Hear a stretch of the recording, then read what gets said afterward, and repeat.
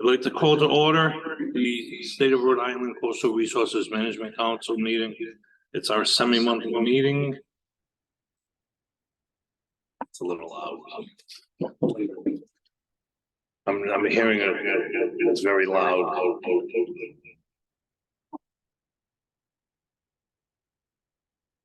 Ryan, is there a way for us to turn that down?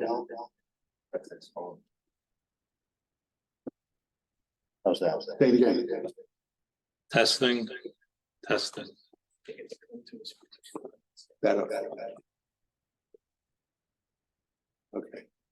Now. Try it now. Better. Sounds better. Thank you. It's your listening device. This is a semi-monthly meeting. Today is Tuesday, October 10, 2023. I would ask that the record reflect the council members that are present, as well as the staff members that are present here this evening. Our first matter on the agenda would be review and adoption of the minutes of the previous month's meeting, that being September 26, 2023. I know Lisa had sent these out.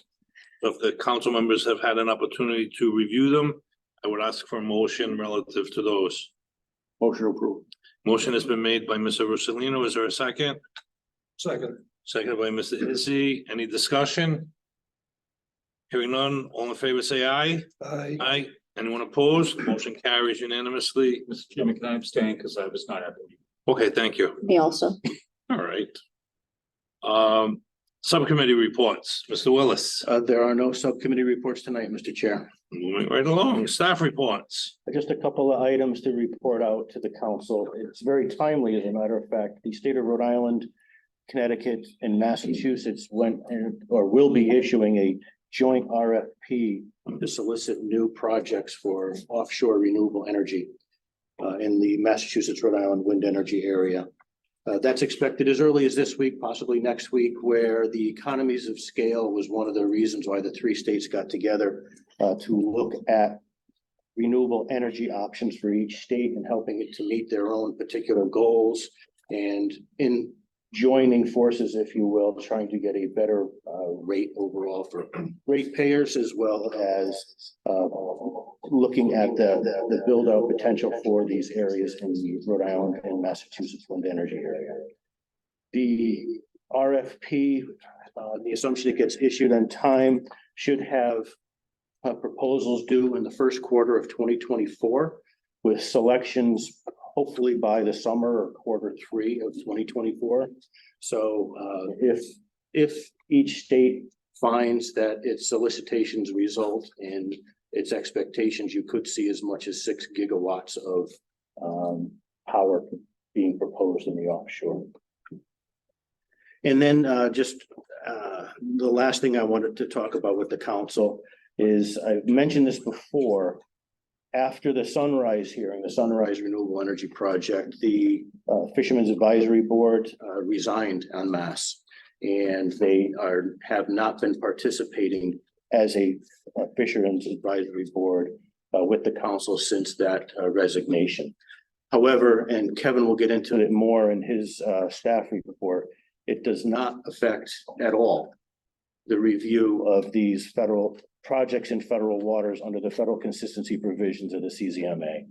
So that said, we have also reached out individually to the fishermen, notified them of all issues that we've come across since their resignation, asked for their participation, asked for them to give us insights as they might. And again, Kevin will go into a little more detail, but I just wanted to let everybody know that it's unfortunate that we don't have those members participating in our review and helping to advise us as much as we want them to, and we'll continue to reach out to them and try to get them back in the fold. Our federal review process has to go forward. It cannot stop if it is not. The federal requirements don't allow us to put a pause on it because of that. And if I may, Mr. Chair, if I can ask legal counsel to bring us up to speed on a recent lawsuit from Green Oceans. Absolutely. Thank you, Mr. Willis. So recently, a lawsuit was filed in Newport County Superior Court by an organization called Green Oceans. The lawsuit is an appeal of the Revolution Wind consistency determination that the council made earlier this year. And the appeal is based in Rhode Island law, specifically the Administrative Procedures Act, which is under Rhode Island General Laws 423515. However, as we were just discussing, the consistency determination, it's a federal process. So an appeal under Rhode Island state law for a federal process for a project that's in federal waters really isn't appropriate in Newport County Superior Court. Judge Rospallo will be hearing a motion to dismiss on the matter as a result on December 5th of this year. Thank you, Mr. Willis. Thank you. Any further staff reports? There are none, Mr. Chair. Any questions of Mr. Willis or Attorney Hartman by council members as it relates to what was reported on? Seeing none, we'll go into our agenda. We've got one matter down this evening. It's discussion and action on federal consistency decision for CRMC file 2022-05-067 New England Wind Project Coastal Zone Management Act consistency certification for an offshore wind energy facility in federal waters. Are the parties present for that this evening? If so, you may come forward. And you sitting, we need another table or? I think the three of us are, and then others may answer questions if you have some. All right.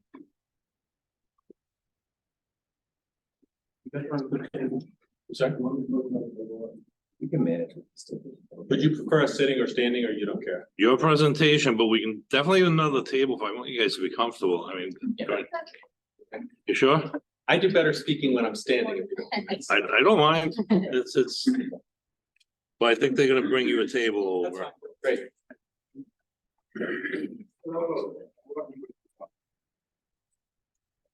Yeah.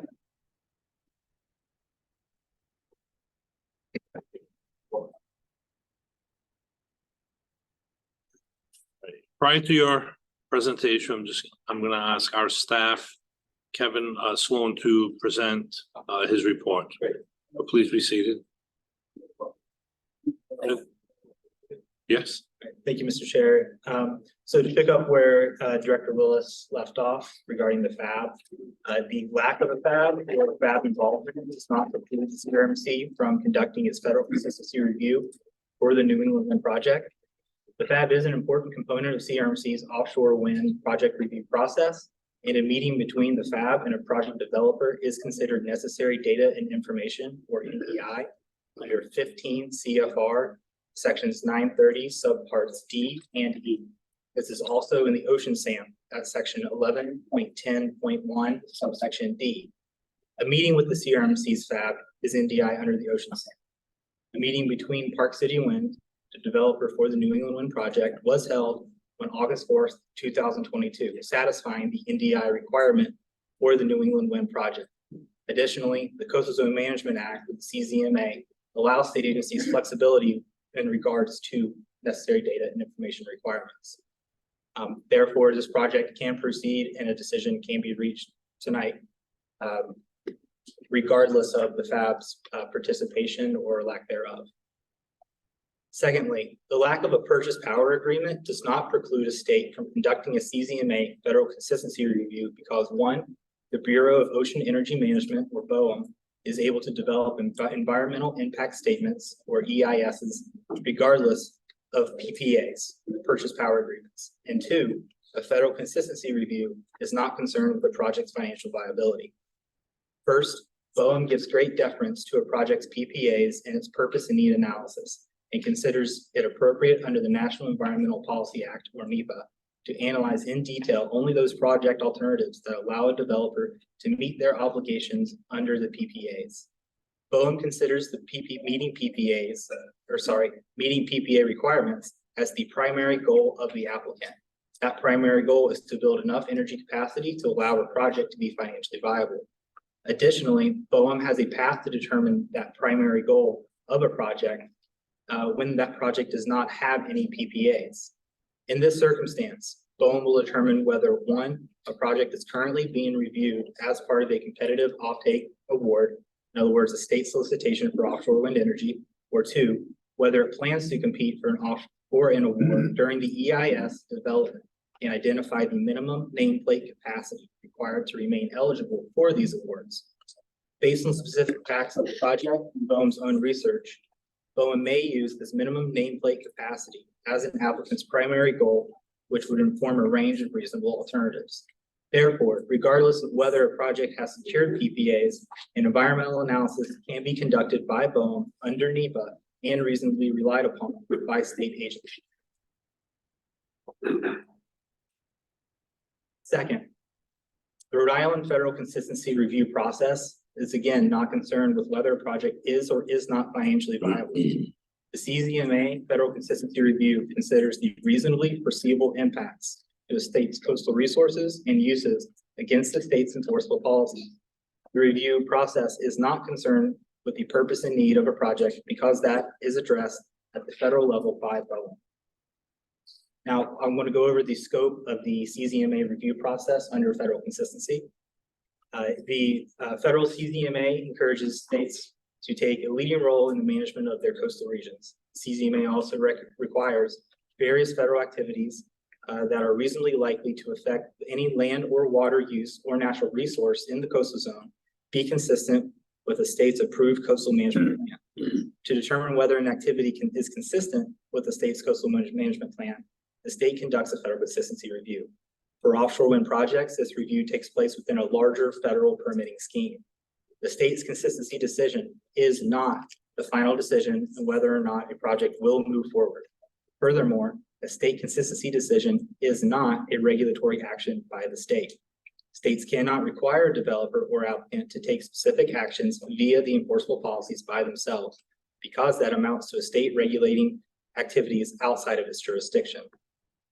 Rather, the states use enforceable policies as a tool to avoid, minimize, and mitigate impacts so that an activity will be within the scope of the policy.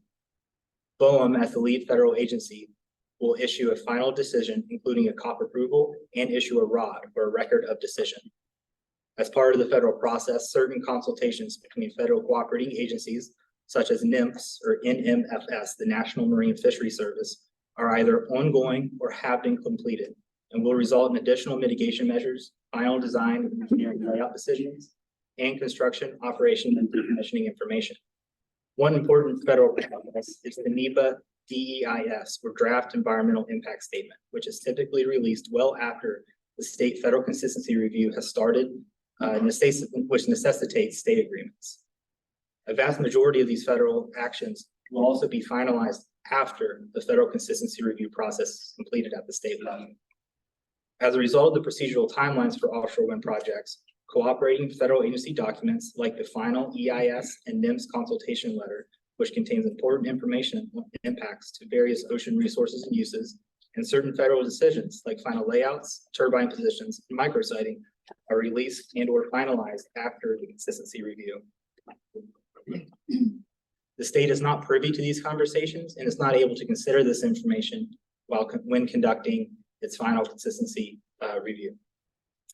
As previously stated, federal consistency is a review of the project by the CRMC, not a regulatory action. Because it is not a regulatory action, CRMC cannot, again, require a developer take certain actions in federal waters based on state regulatory requirements. For example, Ocean Stamp Section 11.10.2 subsection D includes a presumptive exclusion prohibiting development in APC or areas of particular concern. Both the presumptive exclusion and APC designation are state regulatory tools that cannot be utilized in federal waters. Rather, CRMC uses the policy rationale underlying the presumptive exclusion to review and push for mitigation measures which minimize impacts to areas and or uses with the same characteristics, resources, and values as areas designated APC in state waters. Under the review authority, CRMC staff consider a plethora of information provided by the developer, BOEM, and the public, and compare that information in light of its enforceable policies. There are several possible decision outcomes for a federal consistency review. The state may issue a concurrence, concurrence with conditions, conditional concurrence, or an objection. Under a concurrence, the project as proposed is found to meet state enforceable policies and may proceed as planned. A concurrence with conditions consists of a project as proposed does not meet state enforceable policies, but the state and developer have mutually agreed to project modifications and conditions which allow the project to meet state enforceable policies. A conditional concurrence is where a project does not meet the state enforceable policies and no mutually agreed to conditions have been agreed to. Rather, the state will issue a conditional concurrence stating the conditions that must be satisfied to make a project consistent and include an explanation of why conditions are necessary to ensure consistency with specific policies. If BOEM or the developer disagree with the state's conditions, the conditional concurrence is treated as an objection and is appealed to the Secretary of Commerce. Under an objection, the state may object to the project if one, based on sufficient information to review a consistency certification, the state finds the project will be inconsistent with specific enforceable policies, or if two, the developer has failed to supply the required information or information necessary to determine consistency. An objection may also trigger an appeals process.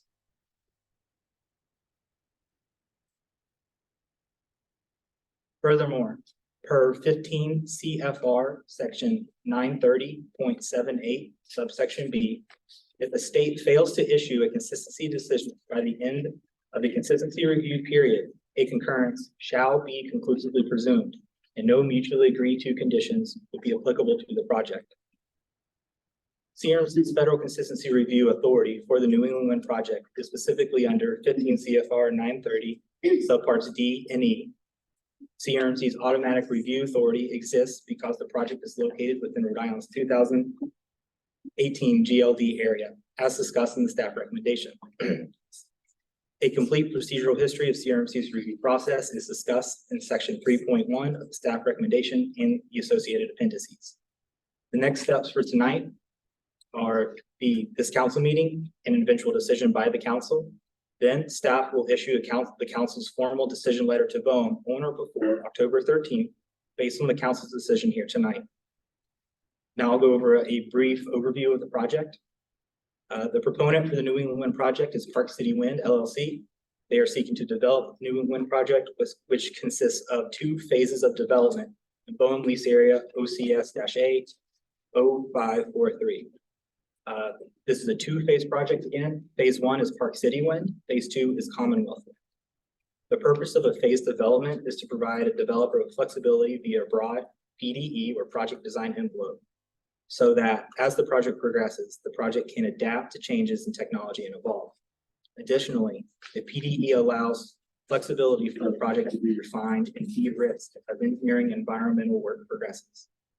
The New England Wind lease area borders the Vineyard Wind 1 offshore wind farm, which is currently under construction, as shown in figure 2 of the staff recommendation. The final layout of Vineyard Wind 1 will inform the final layout of phase 1 and phase 2 of the New England project. And for reference, you can refer to pages 4 and 5 of the staff recommendation. The New England Wind PDE is based on a full build out across both phases, consisting of 130 WTGs or wind turbine generators and electric service platforms or ESPs. And just for reference, these ESPs serve the same purpose as offshore substation platforms that have been referred to in previous projects. The COP or construction operation plan and the COP addendum also provide for export cable route alternatives. They include the offshore export cable corridor or the OECC, which goes from the lease area through the Muskegon Channel between Martha's Vineyard and Nantucket to the town of Barnstable.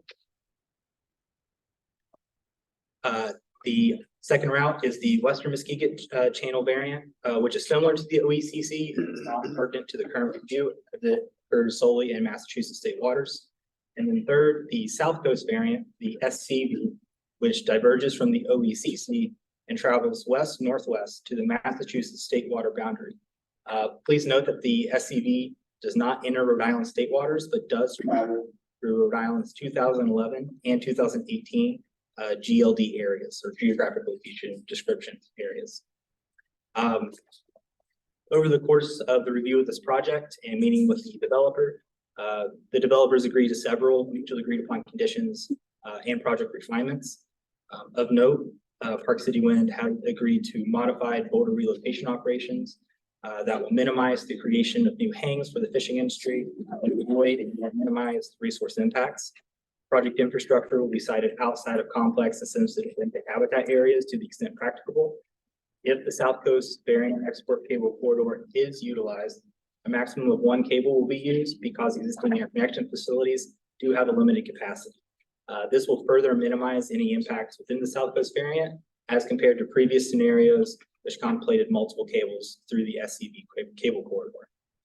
And additionally, the lease area is devoid of complex bottom habitats, for example, glacial moraine, which differentiates New England Wind, the New England project from previous projects. As previously stated, the staff is recommending a concurrence with mutually agreed upon conditions. The federal consistency review requires staff to determine whether a project is consistent, whether a project's consistency certification adequately demonstrates whether a proposed project will be consistent with Rhode Island's enforceable policies. Staff has determined initially that the certification did not adequately demonstrate consistency, and then further worked with the developer to refine the project, gather more information, and mutually agree to 3 conditions contained in the staff recommendation on page 14. Condition 1 states where practicable, turbine foundations, electric service platforms, and associated inter-array and export cables will be sited outside complex and sensitive benthic habitat areas and or will be microsited to minimize adverse impacts to pertinent coastal uses and resources. Avoidance, minimization, and mitigation will reduce the reasonably foreseeable effects to Rhode Island coastal resources and uses, including effects to those resources and uses with the same characteristics, values, and resources as found in Rhode Island state waters. Condition 2, Park City Wind shall conduct the Fisheries Research and Monitoring Plan and the benthic Habitat Research and Monitoring Plan that receive final approval from BOEM as part of the Record of Decision approving the New England Wind's construction and operation plan. Findings from each monitoring plan shall be supplied to the Rhode Island CRMC on a quarterly basis as results become available. This information will facilitate the CRMC's continued monitoring activities as described in the Outer Continental Shelf OCS plans to make certain that activities continue to conform to both federal and state requirements. And for reference, that can be seen in more detail at 15 CFR 930.85. And that condition, for more context, is part of a coastal state's ability to continue to monitor an OCS activity that will allow a state also to potentially hail a developer or project back in if the state agency determines that the project is no longer consistent with that OCS plan. Condition 3, where applicable and considering logistical constraints, technical feasibility, and safety, Park City Wind shall make all reasonable efforts to relocate boulders in the same area, indoor environment, and group boulders with nearby existing boulders. The relocation and grouping of boulders with existing boulders will further avoid, minimize, and mitigate impacts to resources, habitats, and minimize the creation of new hangs for the fishing industry to the extent practicable. There are additional refinements, modifications, and mitigation factors. Again, the micrositing that will occur, which is fairly common amongst all offshore wind projects. The boulder relocation, as previously stated, the location of certain boulders that are relocated will be supplied on and released on a 30-day rolling basis. These will be charted, made available to the fishing industry, which is important as the industry learns to adapt to a world where they have to coexist with offshore wind. A gear cleanse process, which has been demonstrated to work by the developer, as well as a commitment to continue to work with the fishing community and make that process more efficient and better user-friendly, as well as the electric service platforms, and the whole project being an alternating current or AC project. For comparison, this project will not require any type of water cooling system for its offshore substation platforms, as were referred to in previous projects. In conclusion, staff has determined that based on the mutually agreed upon conditions and other mitigation factors and efforts that will be employed by the developer and required by BOEM, the New England Wind Farm Offshore Wind Renewable Energy Project can be deemed to comply with the enforceable policy of the Rhode Island's Coastal Management Program. Staff recommend the council issue a concurrence with conditions in this matter per 15 CFR sections 930.4 and 930.78. Again, please note that the council's decision is not the final approval to construct the New England Wind Farm. The final decision rests with BOEM. BOEM is continuing to evaluate the project and mitigation measures that are in addition to those discussed in the staff recommendation, which will be required for the project. Thank you for that very good presentation. Any questions of Kevin? Mr. Flynn? I think early on, Kevin, you mentioned that there was a meeting with the FAB regarding this project. And that satisfies the requirement. Correct. But going forward, in the absence of a FAB, would we be able to proceed? Because as I'm reading our enforceable policies, it says for federal permit applications, a meeting with the FAB is described within this section shall be necessary data and information required for federal consistency reviews for purposes of starting the CCMA 6-month review. So not affecting this project, but would a future project be stopped in its tracks, basically, because of the absence of a FAB? The short answer is no. But what does shall be necessary mean if it's not necessary? So it is necessary in the context of the ocean stamp. However, the CZMA usurps that and provides flexibility for states to navigate around issues surrounding NDI. So for example, whether it be something like the FAB or another piece of NDI that another state might have, say that information or requirement wasn't able to be met. The CZMA allows for the state to address that by working with NOAA, Office for Coastal Management, and it in short would not preclude the agency from moving forward. For the projects we currently have under review, being current project New England Wind, as well as the South Coast Wind project, the NDI requirement with the FAB has also been met for that project. So all projects under active review have met and satisfied this NDI requirement. Okay, thank you. Any further questions? Mr. Sloan? Okay, the floor is yours. If you could identify yourself, and then we will have counsel swear in any potential witnesses. My name is Ken Kimmel, and I'm the Vice President of Offshore Wind Development Collaborative Grid. It's a pleasure to be here with you tonight. Now, there are two others who are going to speak. Do you want to swear us all in at once? Yes. Yes, Okay, that please. I am Kayla Howard. I am the Fisheries Liaison for the New England Wind Project. I'm Mark Roll. I'm a federal permitting manager.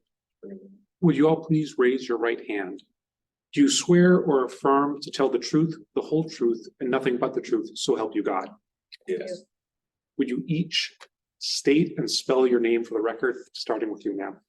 Kayla Howard, CALAHOWARD.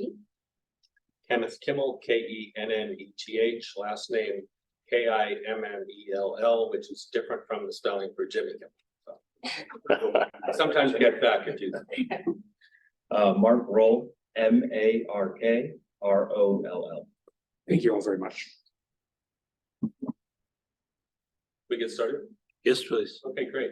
Again, a pleasure to be with you. Thank you for the professionalism that you've shown us in the review process and the comprehensive staff report. So I'll be brief, just give a quick overview of the project. I'll turn it over to Mark to get into some of the details, and Kayla as well. We also have quite a all-star team here of experts who, depending upon the questions, we may refer some of those questions to them, and let us know if you need to swear those folks in if they seek to answer a question. So great. Okay. So why don't we go to the next slide? So first of all, just a little bit on who we are, Avangrid. We are a US company. We have ownership of some utilities in New England, and we have quite a robust onshore renewables nationwide. We have projects, wind and solar, in 23 states. We're, I think, the third largest renewable energy developer in the country. Next slide, please. We are also owned by a larger company called Iberdrola, which is a Spanish company. They are one of the world's largest energy companies and clean energy companies. And they're particularly an important piece of this story because they have built offshore wind projects in Europe, Germany, Scotland. And many of the people who cut their teeth on those projects are actually in our Boston office, helping us get our projects built. And I must say, having their technical expertise and their knowledge and their connections to the supply chain makes a very big difference, as these are frightfully complicated projects to actually build, and having that in-house expertise and the financial resources makes a big difference. Slide. These are some pictures which I hope you'll forgive me. I have to brag just a little bit. These are pictures of the construction of Vineyard Wind 1, our first offshore wind project and the largest and the first utility scale offshore wind project in the country. The picture to the left is the towers and the blades for the very first turbine leaving the New Bedford Marine Commerce Terminal. This picture was taken just a week or two ago, and I'm told that first turbine is now in the installation process and will be up shortly. We have a number of foundations that are now in the seabed. We'll be installing more this winter and coming back next spring to install more. We should be getting some power to the grid this year, but full operation next year. And the other pictures are of our substation, our electric service platform, which we all had a chance to see in a boat ride. This weighs over 6,500 tons, and it's kind of a mind-boggling, to me, feat of engineering to be able to lift something of that size and put it on a platform. So we are super excited to be building the nation's first largely offshore wind facility. And I just want to talk about these two projects and give an overview. Right behind where Vineyard Wind 1 is, in the same federally designated lease area, are two projects, which are really phases of the project that's before you. The first one we call Park City Wind because it was originally under contract to Connecticut. And I didn't know this. Park City is another name for Bridgeport, Connecticut, where we were intending to put an operations and maintenance hub. So that's why it's called Park City Wind.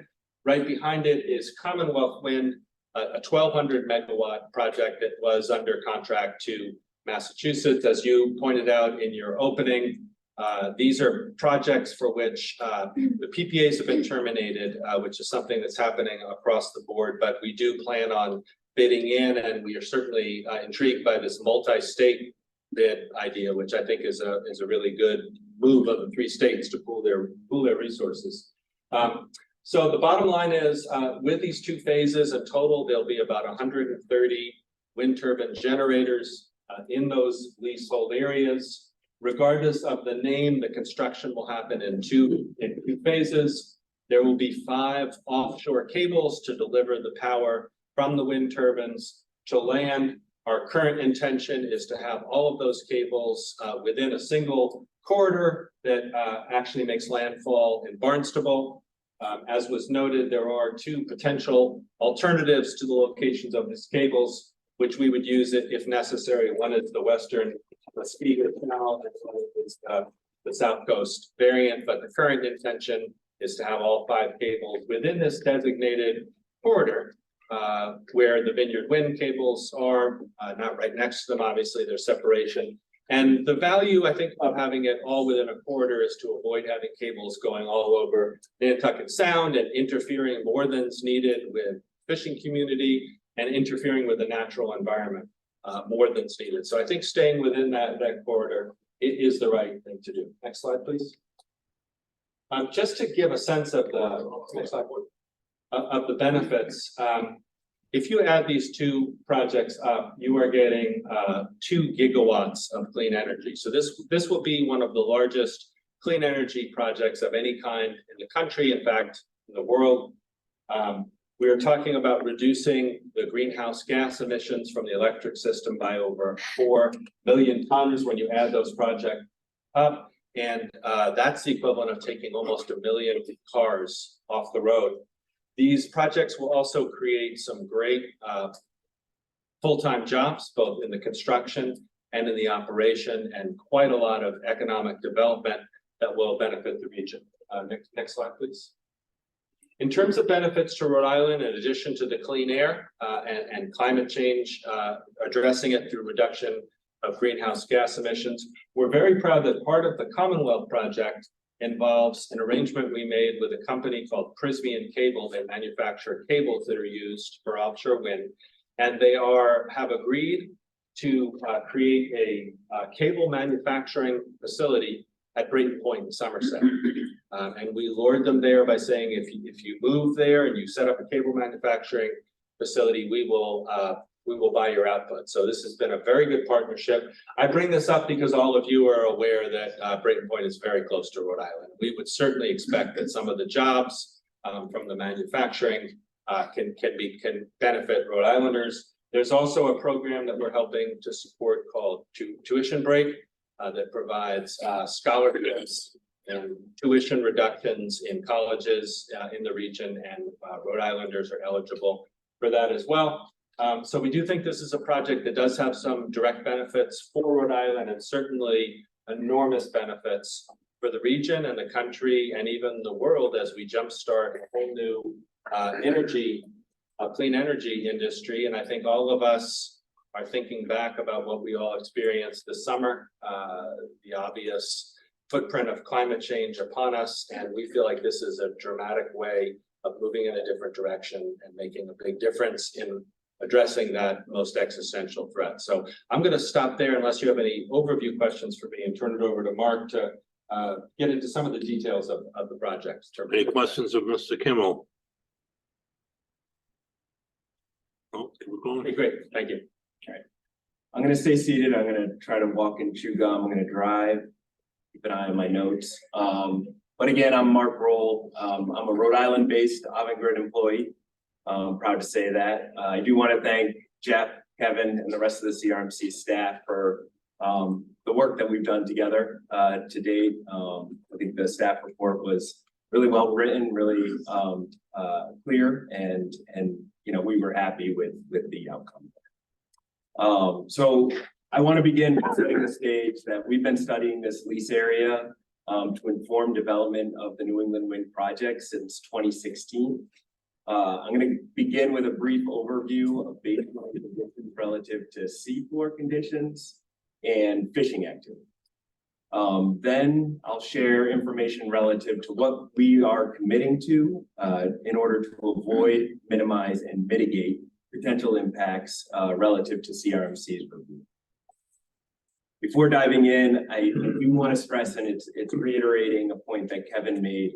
You know, the lease area is less complex and doesn't generate the same level of fishing revenue that previous projects that CRMC has recently reviewed. So I just want to make that clear. Again, Kevin stated that, and that's summarized in the staff report. So starting with the seafloor conditions, as shown here, the purple shading represents soft bottom habitat. So the entire lease area is composed of soft bottom habitat.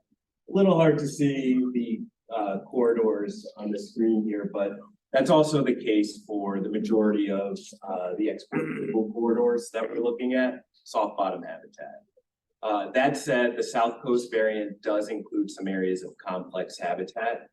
The figures on the right here do show some of that patchwork of complex habitat, as well as overlap with some of the glacial moraine areas that are identified in the ocean SAMP.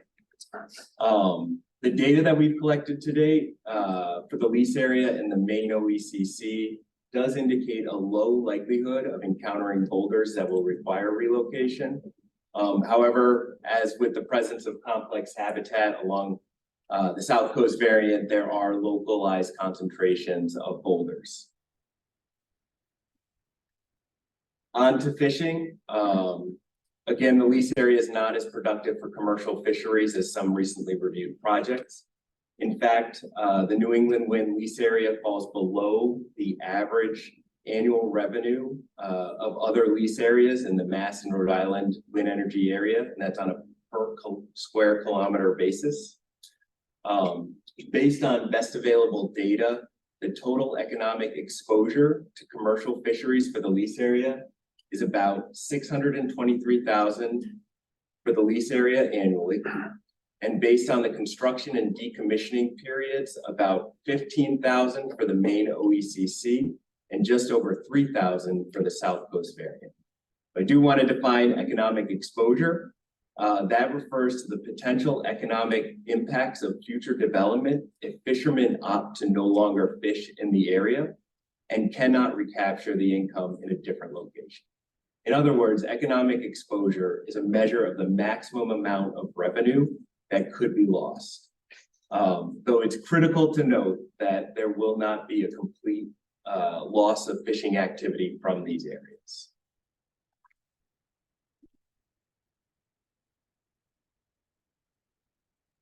We looked at for hire recreational fishery activity, and that was based on a survey conducted by Woods Hole in 2022. And the results show us that similar to the commercial fishing activity, for hire charter fishing activity is relatively low in the lease area. We find that 3.7% of fishing areas that were identified in that Woods Hole survey are located in the lease area, resulting in almost $69,000 of annual economic exposure to the Rhode Island fishery.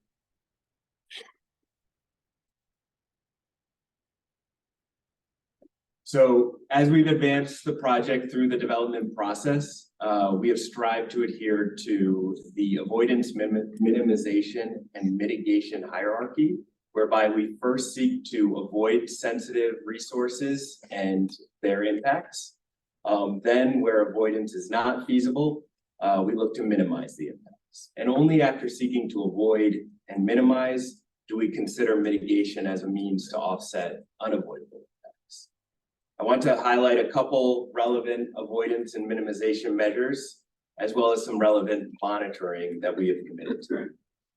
First, the siting of foundations for turbines and offshore substations will be based on a 1-by-1 nautical mile grid for the projects in the Mass, Rhode Island wind energy area.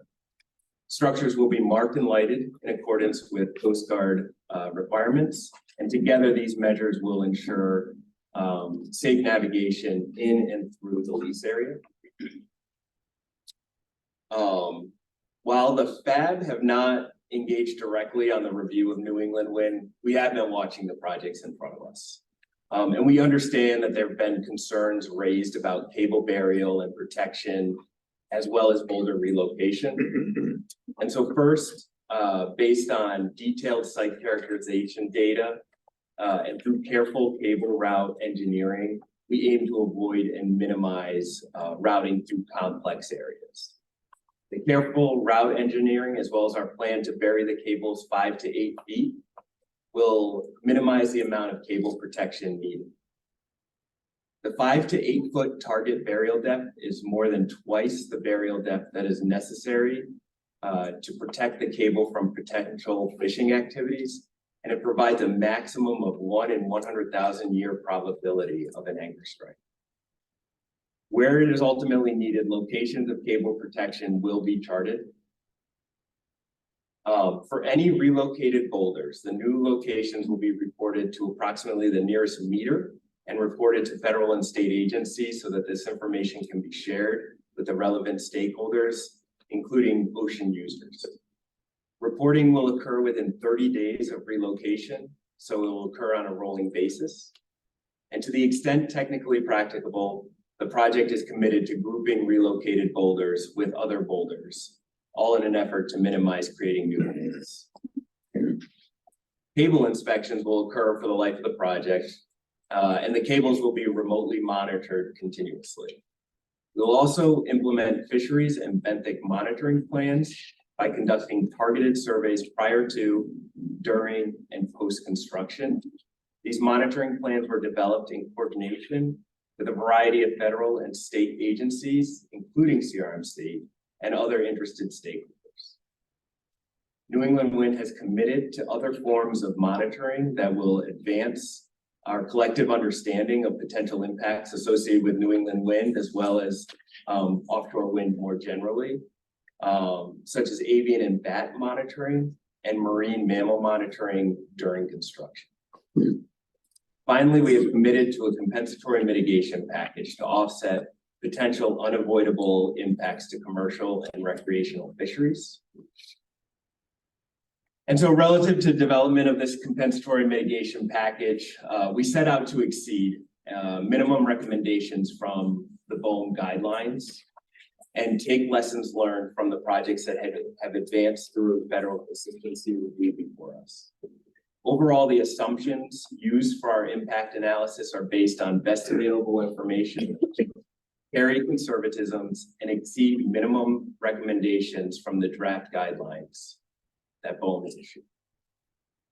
Applying the best available baseline data to the assumptions developed for the impact analysis, we find nearly $4 million in economic impacts to the Rhode Island commercial fishery during the life of the project, and about $400,000 in economic impacts to the recreational fishery during the life of the project. These numbers include impacts associated with installing one cable in the South Coast variant. So that's sort of an example of one of the conservatisms that's rolled into this analysis, in that, as Ken mentioned, our plan is to install all 5 cables in the main OECC. However, for the purposes of this impact analysis, we assume the possibility of a cable being installed in the South Coast variant. It's also important to note that these numbers include the application of both upstream and downstream multipliers to account for potential impacts to shoreside businesses. So bringing us to the mitigation package, we take the total impact to the commercial and recreational fisheries, including potential impacts to shoreside businesses, and establish a direct compensation fund of $4,373,638. Sorry. Eligible fishermen and shoreside businesses will be able to file claims and access these funds to offset losses experienced during the life of the project. In addition, and largely due to concerns regarding uncertainty expressed by the fishing industry, we're committing an additional $500,000 in compensatory mitigation to the Rhode Island fishing industry. Now, while we don't want to be prescriptive with how the state and the fishing industry ultimately utilize these funds, in general, we anticipate the funds will be used for training programs, research initiatives, or upgrades to navigational equipment for the benefit of the Rhode Island fishing industry. We believe strongly that the state and the Rhode Island fishermen should be in the position to manage and use these funds as they see fit. And finally, before I toss it over to my colleague Kayla to talk about our fisheries engagement in Rhode Island, I do want to speak to this mitigation package and how it compares to Vineyard Wind. It's lower. Vineyard Wind was the first project to estimate potential economic impacts to commercial fishermen. And at the time, there were no federal or state guidelines for estimating such impacts, and the data to estimate the impacts were sparse. Since Vineyard Wind, BOEM has issued guidelines for estimating impacts, and NOAA has established a robust data set to inform these analyses. And so Vineyard Wind is now seen as an outlier and does not provide a basis for comparison.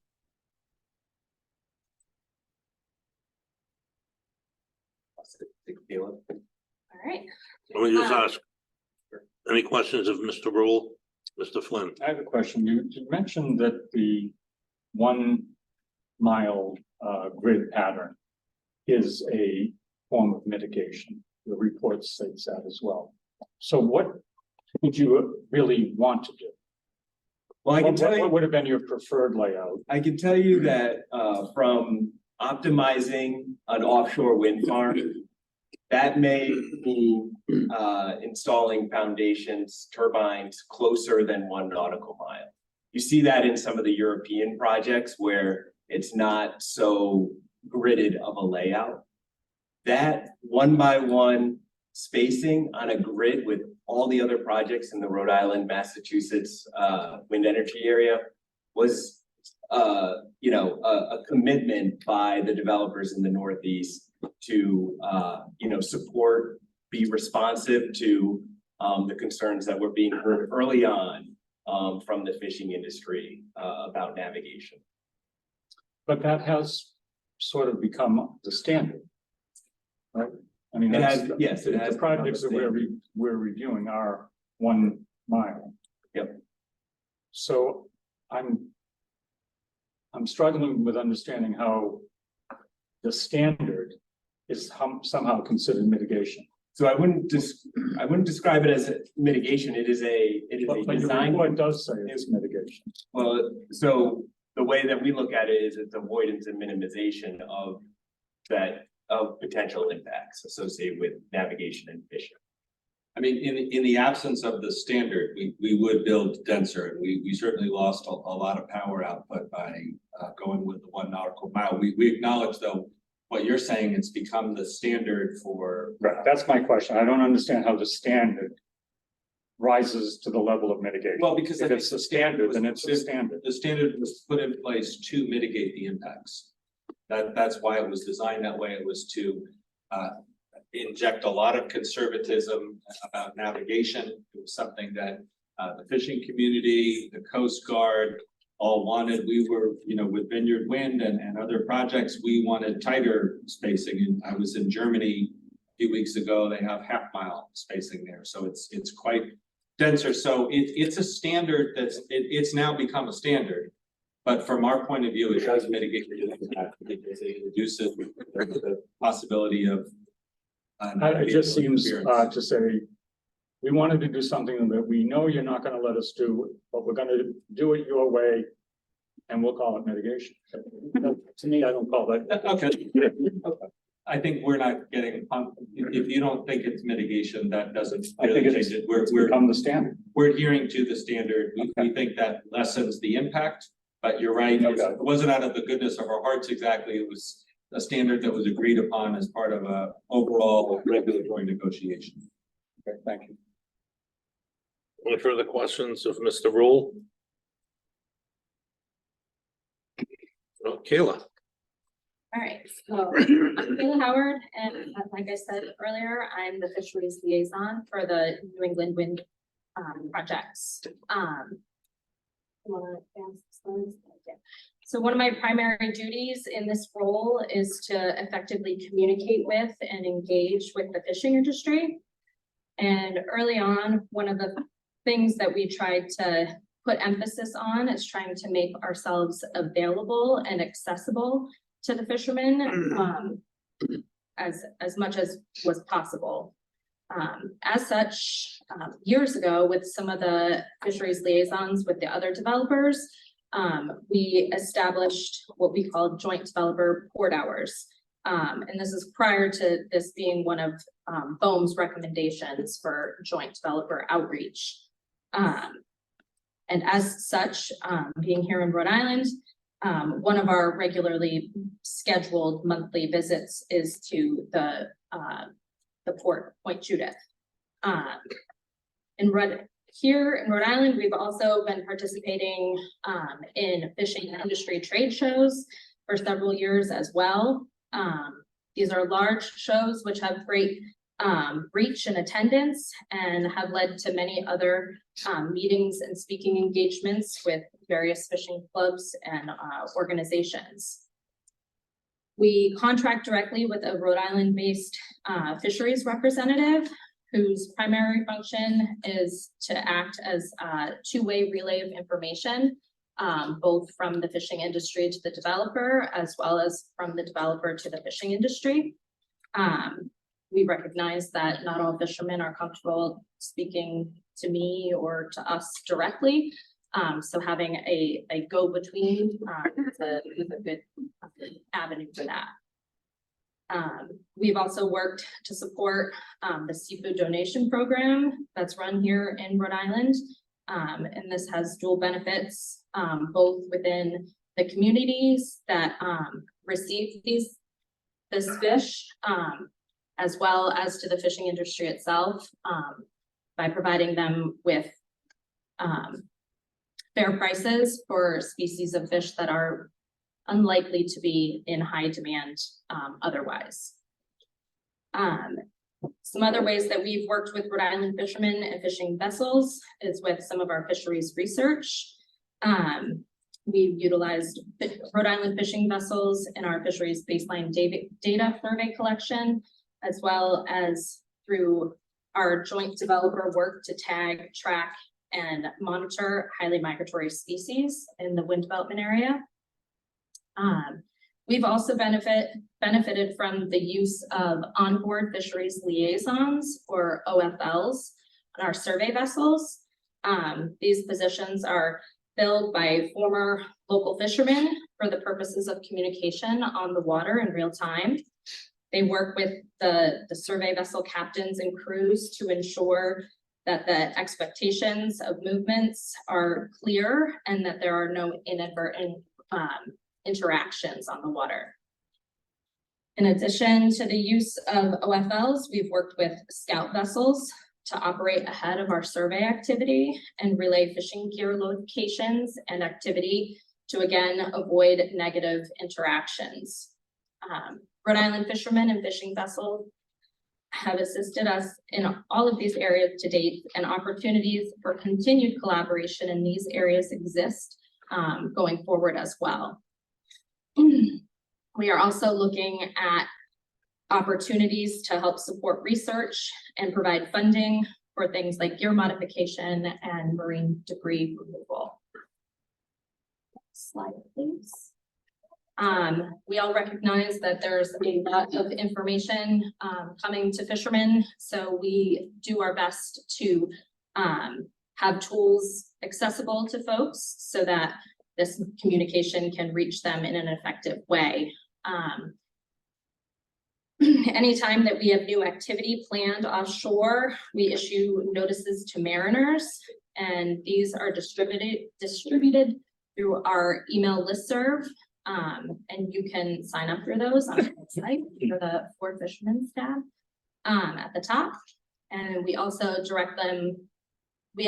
post them directly to our website's events page, and we push them out through social media. And we are also working with software applications like the Waterfront to help streamline these communications in a way that's more effective to the fishermen and mariners. We also use our scout vessels and our OFLs directly as extensions of our eyes and ears on the water, and they've been extremely effective in their way of relaying communications in real time.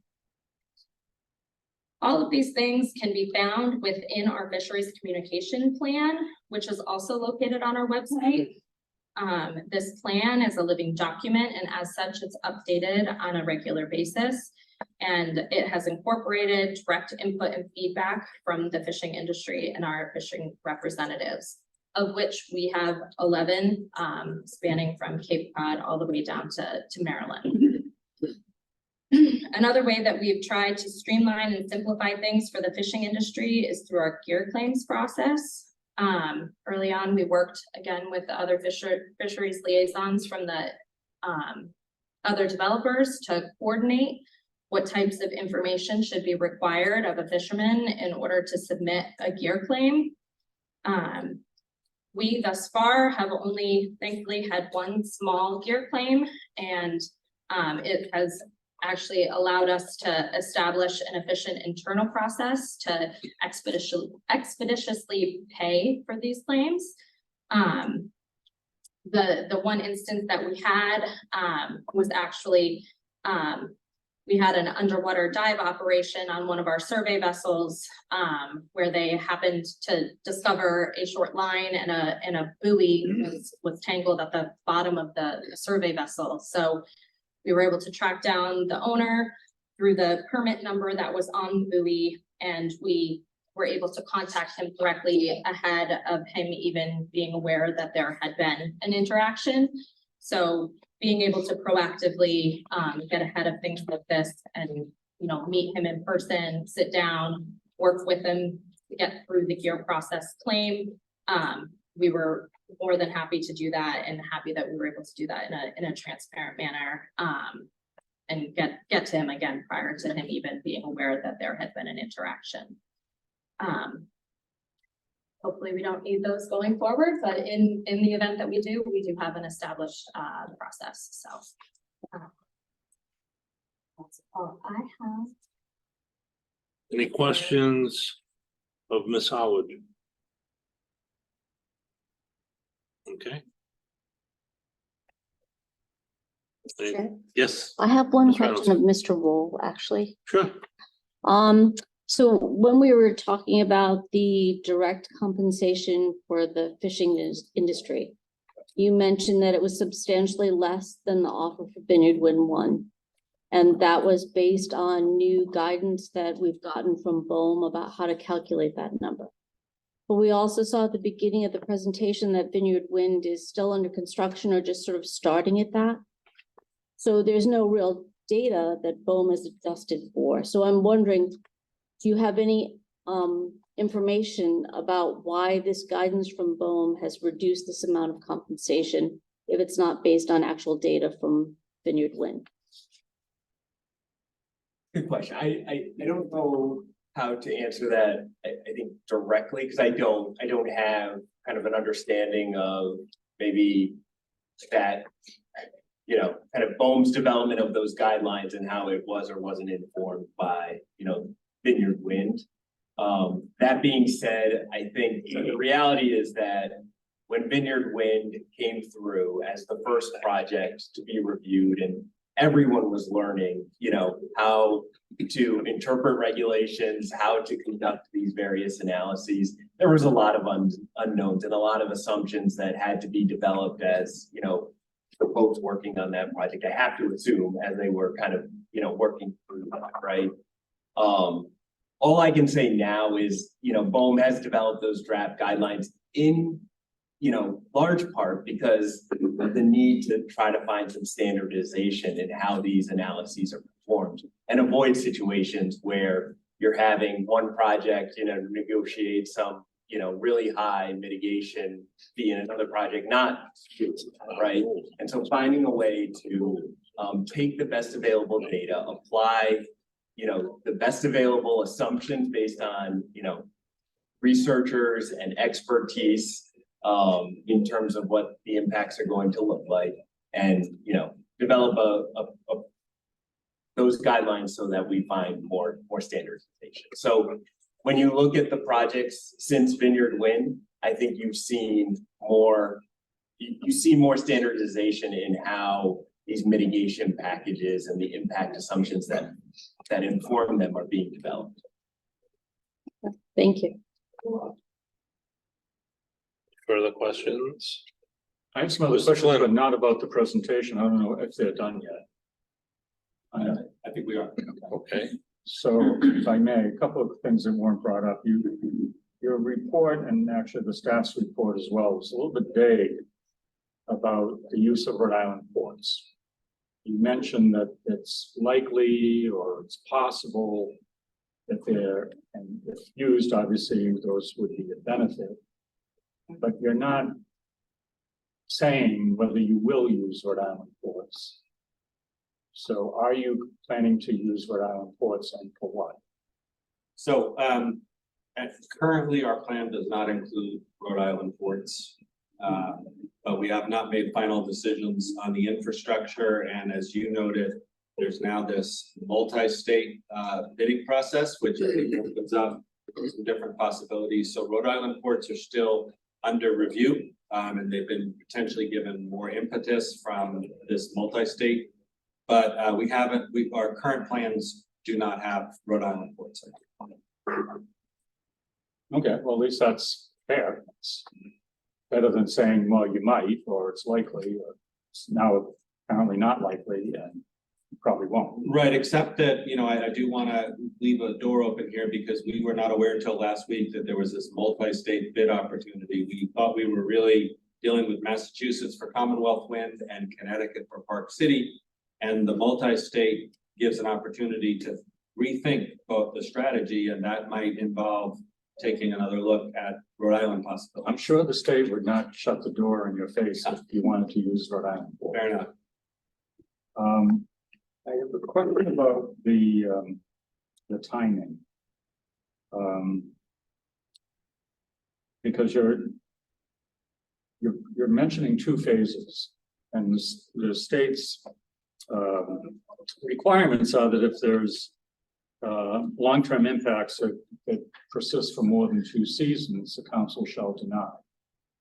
So are you saying that you'll do the whole project within 2 seasons? Or are you saying you'll do each phase within 2 seasons?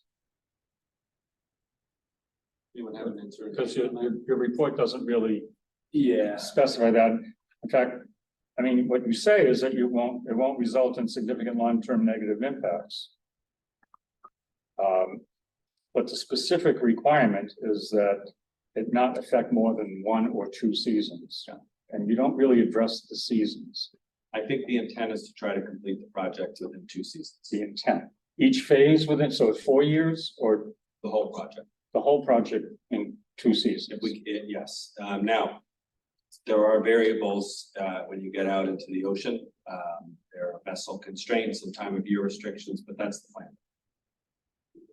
Okay, well, it would have been better to state that in your presentation, because you sort of fudge around it. I actually have another question, but I think it's probably for Kevin, it's not for you. Page 19 of your report, Kevin, says BOEM anticipates impacts to commercial and recreational fishing to be moderate to major, regardless of whether NEWF is built in its entirety. That statement is just dropped there, but it's not explained. Sure, 1 second.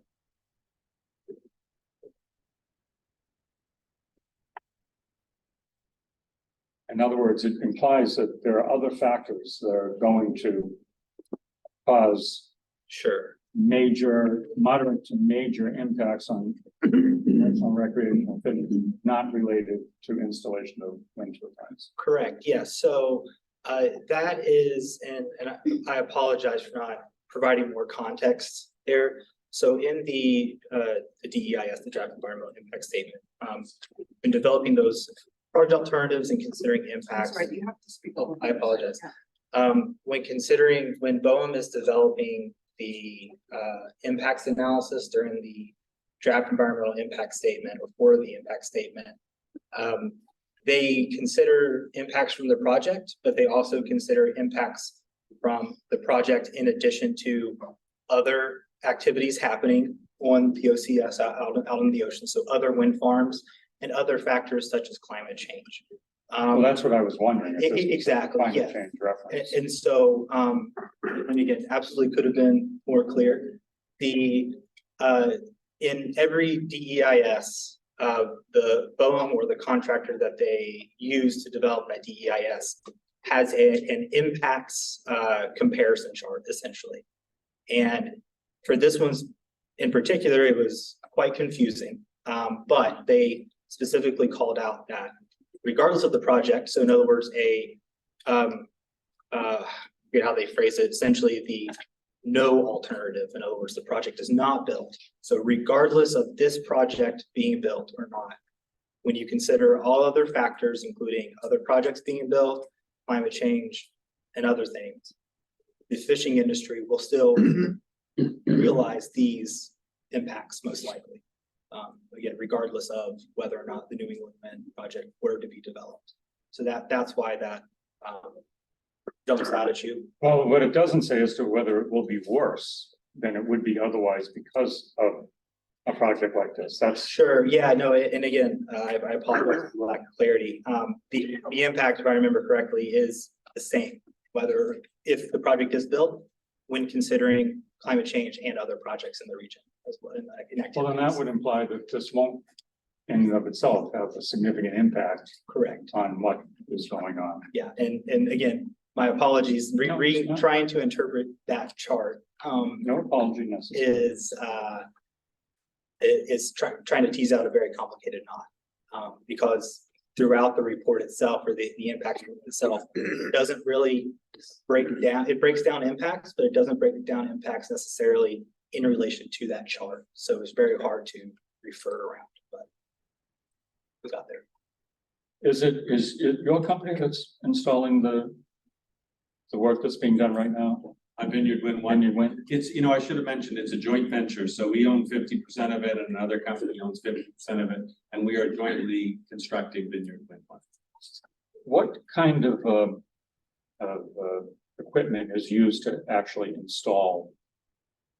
The reason I'm asking is that I have a colleague who happened to be out there recently watching, not for this reason, but fishing, and noticed a very substantial plume of black smoke hovering around the horizon, attributed to the whatever equipment is driving the piles, or not exactly sure where they are in the installation, which seems to be sort of at odds with what we're trying to accomplish here, which is clean energy. Seems like we have using a lot of dirty energy to get to clean energy. I'm curious as to what, is it diesel powered? There's a variety of vessels that, are involved in construction of these projects. I don't know if any of us can kind of run through the full list of them, but what I can tell you is I understand your concern relative to the air emissions generated with a construction project, right? I think what's important to keep in mind is that is we go through EPA air permitting process for that specific reason. But also you got to look at this in the grand scheme of things. That's short term, heavy construction for temporary period of time to get these projects up and running.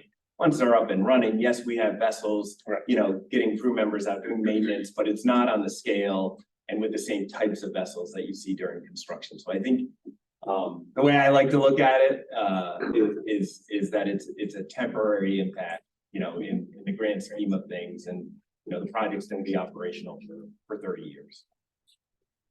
Thank you. That questions? Yes. And I think it's a question for Kevin. Do you know if the FAB participated long enough to review the compensatory mitigation number or come up with their own number?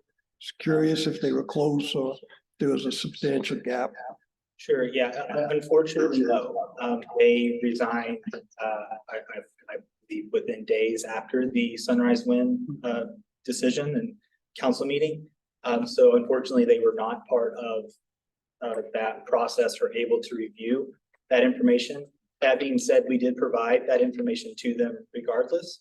And additionally, we had a standing Thursday night meeting that we, for previous projects, including this one, was meant for the FAB to meet with CRMC staff and the developer to go over not just compensatory mitigation, but the project in general.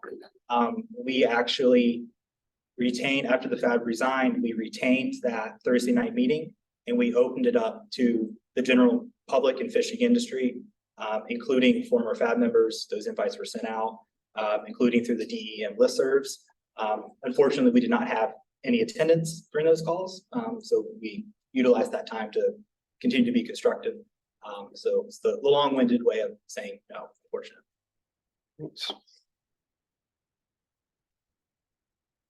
Any other questions? Yes, Mr. Chair, one. Yes, Ms. Reynolds. I know that when we review these projects, we always talk about a plan for decommissioning. So I know the average lifespan for the turbines is 20 to 30 years. So within 20 to 30 years, we should expect more construction out there, either by decommissioning or updating the equipment. So we are very far behind other countries with the sort of level of experience we have with this. Is there any European examples of what happens when these things get decommissioned or actually upgraded? Or we haven't gotten to that point at all yet? I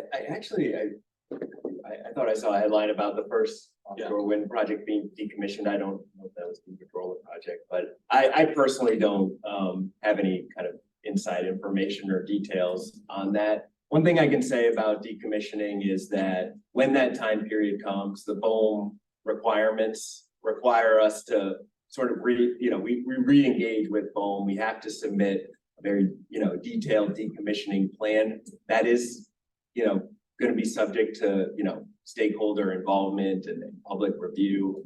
And so, I think, at this moment in time, we do a bit to sort of lay out a conceptual decommissioning plan.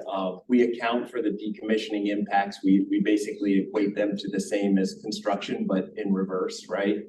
And so I think, based on everything best available information now, we do our part to sort of account for those impacts. But at the end of the day, once we get to the decommissioning period or repowering, that's going to necessitate, additional review by BOEM. The other thing I'll add is we will be required to provide financial security.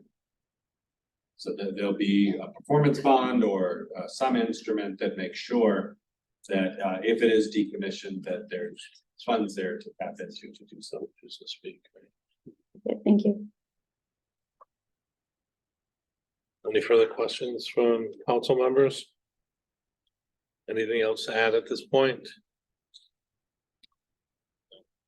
I would ask, is there anyone else present this evening that wishes to speak in favor of this? Anyone wishes to speak in opposition of it or general comment? Let the record reflect no one has responded to either. I have a question for Mr. Sloan. Mr. Sloan, you've heard a lot of evidence and testimony this evening, whether or not all of that was previously considered by you in forming your opinion. I'd ask, based on everything that's been presented this evening, does it change your or staff's position and opinion on the matter and recommendation? No, it does not.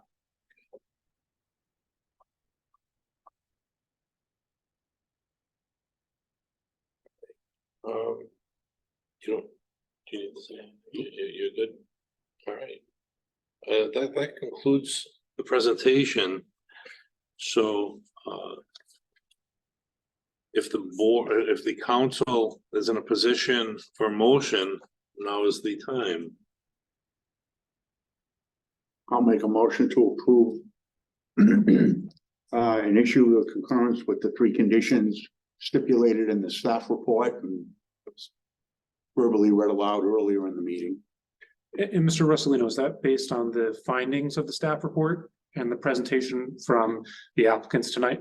That's correct. And includes the compensation package as discussed by staff? That's correct. Okay. You've heard that motion by Mr. Russolino. Is there a second? Second. Second by Ms. Izzy. Any discussion? Hearing none, I will poll the council. Mr. Russolino? Aye. Mr. Gagnon? Aye.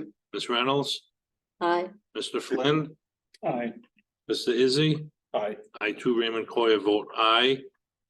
And the application is found to be consistent with the conditions. Thank you. Thank you very much. Don't see anything else to come before the council this evening. I would entertain a motion to adjourn. So moved. Motion made and seconded. Any discussion? Hearing none, all in favor, say aye. Aye. Meeting is adjourned. Thank you.